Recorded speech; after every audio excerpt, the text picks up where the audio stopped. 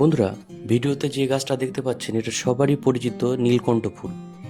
এবং প্রত্যেকের বাড়িতে সাধারণত এই নীলকণ্ঠ বা অপরাজিতা যে ফুলটা সেটা কিন্তু থাকে। আজকের ভিডিওতে যেটা মোটামুটি আলোচনা করা হবে সেটা হচ্ছে যে আমরা জৈব পদ্ধতিতে নীলকণ্ঠ বা যে ফুল গাছ বা অপরাজিতা ফুল গাছে প্রচুর পরিমাণে ফুল কীভাবে ফোটাবো, এবং এর যে প্রপাগেশন কী হবে, এর প্রটিং এবং রিপোর্টিং যে সয়েল স্ট্রাকচার কী হবে, এবং এতে সম্পূর্ণ জৈব প্রক্রিয়াতে কী খাবার প্রয়োগ করে আমরা প্রচুর পরিমাণে ফুল আনবো, এটা কিন্তু আজকে যে ভিডিওর মূল বিষয়।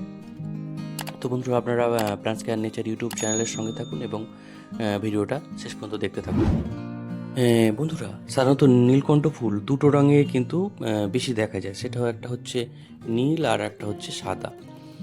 আর আমার কাছে আর একটা লাইট পাল্পের একটা কিন্তু নীলকণ্ঠ ফুল আছে, যেটা বীজ থেকে চারা বানাতে কিন্তু দেয়া আছে। আর এই সমস্ত গাছগুলো দেখুন, এটা আগের বছরের গাছ। এই গাছগুলোকে কেটে বসি করে রাখা হয়েছে, এবং এই গাছটার থেকে কিন্তু আস্তে আস্তে ধীরে ধীরে কিন্তু ব্রাঞ্চ বার হচ্ছে এবং ফুল হতে কিন্তু শুরু করবে।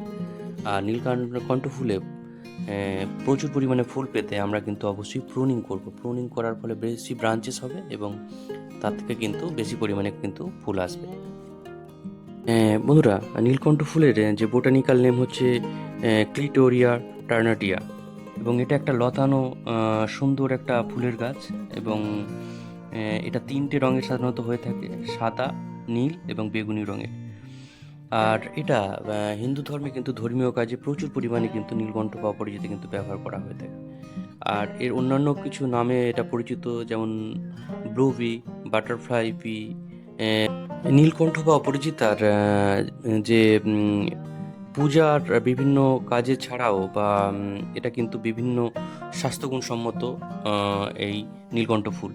যেমন নীলকণ্ঠ ফুলের শুকনো ফুল থেকে নীল চা বানানো যায়, যেটা কিন্তু অ্যান্টিঅক্সিডেন্টে ভরপুর এবং যেটা হজম শক্তি বাড়াতেও কিন্তু সাহায্য করে ও স্ট্রেস কমাতে সাহায্য করে। এছাড়া নীলকণ্ঠ ফুলের ফুল এবং এর পাতা ত্বককে হাইড্রেট রাখতে এবং চুলের বৃদ্ধিতে কিন্তু সহায়তা করে। এবং আয়ুর্বেদ শাস্ত্রে লিভারের বিভিন্ন চিকিৎসা, স্মৃতিশক্তি এবং ডায়াবেটিস নিয়ন্ত্রণে কিন্তু এটা ব্যবহার করা হয়। এবং তবে সেক্ষেত্রে একজন অভিজ্ঞ আয়ুর্বেদ ডাক্তারের পরামর্শই তবে কিন্তু এটা ব্যবহার করা উচিত। আর বন্ধুরা, এর যে প্রোপাগেশন সেটা নিয়ে আলোচনা করতে গেলে এর যে বীজ সাধারণত তৈরি হয়, এই যে দেখুন এই বীজ বা এর যে ডাল কেটে আমরা যদি সহজে বসে তাহলে কিন্তু সহজেই কিন্তু প্রোপাগেশন করা যায় এবং তার থেকে কিন্তু চারা বানানো যায়। একদম খুব সোজা প্রক্রিয়াতে এটা করা যায়। এই যে বীজগুলো দেখুন ভিতরে দেওয়া আছে, ছড়ানো আছে, এবং এর থেকেই কিন্তু ধীরে ধীরে চারা তৈরি হবে এবং অন্য গাছ কিন্তু তৈরি হবে। তো এর প্রোপাগেশন হচ্ছে বা এই নীলকণ্ঠ ফুলের প্রোপাগেশন খুবই সোজা।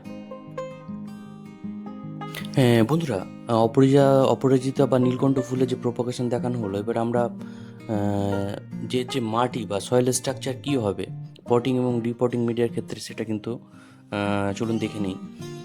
প্রথমতই এই গাছের ক্ষেত্রে যে মাটি তৈরি করা হবে তার জন্য প্রথমেই যে গার্ডেন সয়েল বা বাগানের মাটি সেটা আমরা 60% নিতে পারি, এবং তার সঙ্গে আমরা ভার্মি কম্পোস্ট সেটা কিন্তু নেব 30%।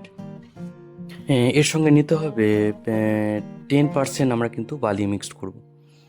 আর তার সঙ্গে যে অল্প পরিমাণে একটু 1 চামচ মতো নিমখোল নিতে হবে, এবং অ্যান্টিফাঙ্গাল পাউডার হিসেবে আমরা যে বায়ো যে ট্রাইক্রোমা ভিডিডি আছে সেটা কিন্তু হাফ চামচ মতন নেব। এই দেখুন ট্রাইক্রোমা ভিডিডি, এটা হাফ চামচ কিন্তু আমরা ব্যবহার করব। তো এটা মিক্সড করে আমরা পটিং মিডিয়া তৈরি করব, এবং রিপোর্টিংয়ের ক্ষেত্রেও কিন্তু একই মিডিয়া কিন্তু আমরা ব্যবহার করতে পারি।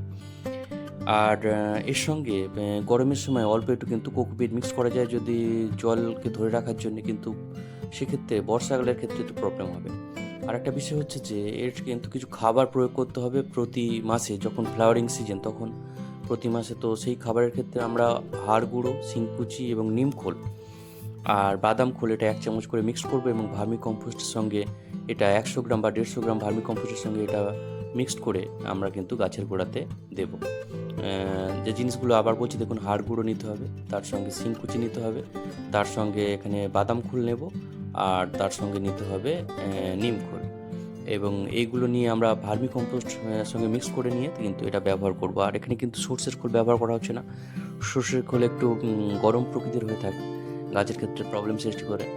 নীলকণ্ঠ ফুলের ক্ষেত্রে মাকড়, মাইটস বা মিলিবাগের কিন্তু আক্রমণ ঘটতে পারে। এক্ষেত্রে আমরা বায়ো পদ্ধতিতে দেখুন, এই যে নিম যে অয়েল আছে এটা আমরা কিন্তু ব্যবহার করব। এটা 3 ml বা 4 ml 1 লিটার জলে কিন্তু মিক্স করে গাছে কিন্তু স্প্রে করতে হবে যদি পোকামাকড়ের আক্রমণ ঘটে। একই সঙ্গে আরও বেশি পরিমাণে যদি মাইটস, এফিডস, মিলিবাগ প্রভৃতির আক্রমণ ঘটে তখন কিন্তু আমরা বায়ো যে কীটনাশক কাকা ব্যবহার করব। 0.5 ml 1 লিটার জলে গুলে কিন্তু এটা ব্যবহার করব। তো এইভাবে কিন্তু সাধারণত বিভিন্ন রোগ পোকার আক্রমণ থেকে অপরাজিতা ফুল গাছ বা নীলকণ্ঠকে কিন্তু দীর্ঘদিন ভালো রাখা যায়। আর জৈব প্রক্রিয়াতে করলেই এটা কিন্তু ভালো হয়। আর বেশি পরিমাণে ফুল পেতে আমরা সিউইড বেসড যে মাইক্রোনিউট্রিয়েন্ট আছে বায়োভিটা এক্স, এটা কিন্তু ব্যবহার করতে পারি। তাহলে কিন্তু ফ্লাওয়ারিং আরও ভালো হবে। নীলকণ্ঠ ফুল রিপোর্টিং করতে গেলে কিন্তু অনেক সময় কিন্তু গাছটা একটু ঝিমিয়ে যায় বা স্ট্রেসের মধ্যে কিন্তু আসে। তো সেই রকম হলে আমরা কিন্তু যেটা ব্যবহার করব সেটা হচ্ছে দেখুন হিউমিক অ্যাসিড। অল্প পরিমাণে কিন্তু গাছটাকে বন্ধুরা বেগুন নীলকণ্ঠ ফুলের নীল এবং সাদা ছাড়াও যে বেগুনি রঙের যে ফুলটা আছে তার কিন্তু দানা এখানে চারা বানাতে দেওয়া আছে এবং খুব তাড়াতাড়ি কিন্তু এটা গ্রো করে যাবে। তো এখানে এইভাবে কিন্তু চারা থেকে দানা বাড়ানোর জন্য এখানে দেওয়া আছে। আর একই সঙ্গে নীলকণ্ঠ ফুলের আমরা প্রচুর ব্রাঞ্চ পেতে বা বেশি পরিমাণে ফুল পেতে কিন্তু গাছটাকে অবশ্যই কিন্তু ভালো করে এরকমভাবে হার্ড প্রুনিং করে দিতে হবে এই বসন্তকালের সময়, যাতে আমরা কিন্তু প্রচুর পরিমাণে গ্রীষ্মতে ফুল পাবো। তো দেখুন এরকমভাবে কিন্তু হার্ড প্রুনিং করা হচ্ছে, একদম গাছের থেকে মোটামুটি 7-8 ইঞ্চি রেখে গাছটাকে কিন্তু ভালো করে কিন্তু হার্ড প্রুন করে দেওয়া হচ্ছে, যাতে এর মধ্যে থেকে প্রচুর পরিমাণে ব্রাঞ্চেস বার হয় এবং প্রচুর পরিমাণে কিন্তু ফুল আসবে। আর এটা করার 1 সপ্তাহ পরে আমরা যে মিক্সড যে বায়ো ফার্টিলাইজারটা যেটা বললাম সেটা কিন্তু গাছে প্রয়োগ করব। তাহলে কিন্তু আরও বেশি পরিমাণে কিন্তু ব্রাঞ্চেস আসবে এবং যে ফ্লাওয়ারিংয়ের যে সম্ভাবনা সেটা কিন্তু গাছের ক্ষেত্রে বেড়ে যাবে। তো এরকমভাবে কিন্তু অবশ্যই বন্ধুরা আজকের ভিডিওতে নীলকণ্ঠ ফুল বা অপরাজিতার যে সম্পূর্ণ জৈব প্রক্রিয়াতে কীভাবে আমরা প্রচুর ফুল পাবো সেটা সম্পর্কে কিন্তু আলোচনা করা হলো। একই সঙ্গে এর যে প্রপাগেশন, এর সয়েল স্ট্রাকচার এবং কী ফার্টিলাইজার আমরা ব্যবহার করব সেটা সম্পর্কেও কিন্তু আলোচনা করা হলো। আর এই সংক্রান্ত যদি কোনো প্রশ্ন থাকে অবশ্যই কিন্তু কমেন্ট বক্সে আপনারা করতে পারেন এবং ভিডিওটা ভালো লাগলে অবশ্যই চ্যানেলটাকে সাবস্ক্রাইব করবেন এবং শেয়ার করবেন এবং লাইক করবেন। আর এখানেই বন্ধুরা ভিডিওটা শেষ করছি। সবাইকে নমস্কার এবং ধন্যবাদ জানাই।